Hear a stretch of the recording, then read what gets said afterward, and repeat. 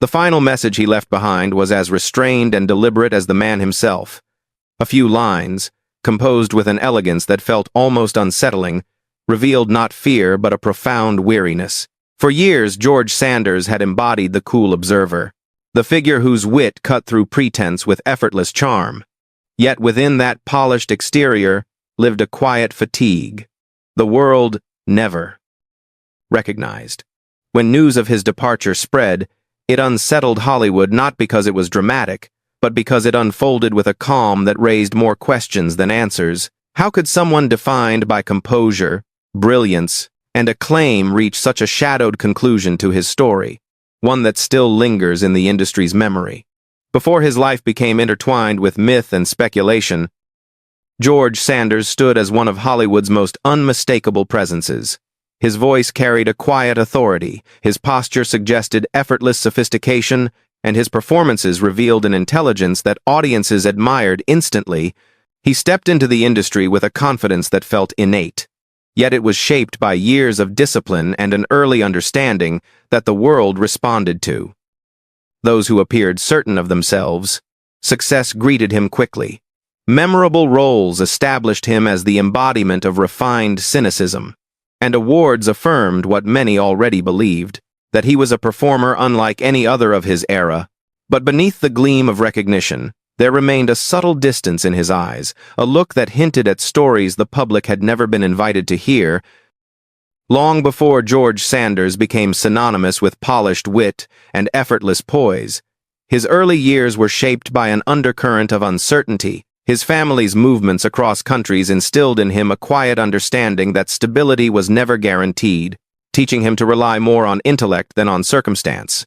In this shifting landscape, he developed a self-contained nature, a habit of observing before engaging, as though the world made more sense when viewed from a measured distance. Acting entered his life not as a calling but as an unexpected avenue where he could momentarily inhabit identities sturdier and more defined than the one he carried. The cool assurance that audiences would one day praise began here, in a childhood spent balancing fragility with a growing need to master himself. As Sanders stepped further into the world of cinema, recognition gathered around him with remarkable ease. Directors valued the precision of his delivery, audiences were captivated by the elegance he carried into every frame, and critics praised the sharp intelligence that set him apart from his contemporaries. Yet the persona that lifted his career also began to confine him. The public expected the same cool detachment both on screen and off, leaving little room for the softer, more uncertain parts of himself. His connection with the Gabor family pulled him into a realm of dazzling glamour and emotional turbulence, a combination that often clashed with his instinct for restraint. Behind the admiration he received was a growing sense that he was playing a role not only for Hollywood, but for life itself, and the effort of sustaining it pressed heavily against him. There came a period when the character George Sanders had perfected no longer aligned with the man he felt himself becoming. Performances that once energized him began to feel like echoes, repetitions of a version of himself that was slowly fading. Those around him noticed subtle changes, moments when his thoughts wandered, when conversations dimmed into silence, when the sharp humor he was known for softened into something more distant. The industry, sensitive to any sign of uncertainty, began shifting its attention elsewhere. In response, he withdrew, seeking comfort in solitude and in routines that dulled the weight he carried. The world outside moved with its usual speed, but Sanders stepped back from it, slipping into reflections that grew heavier with time.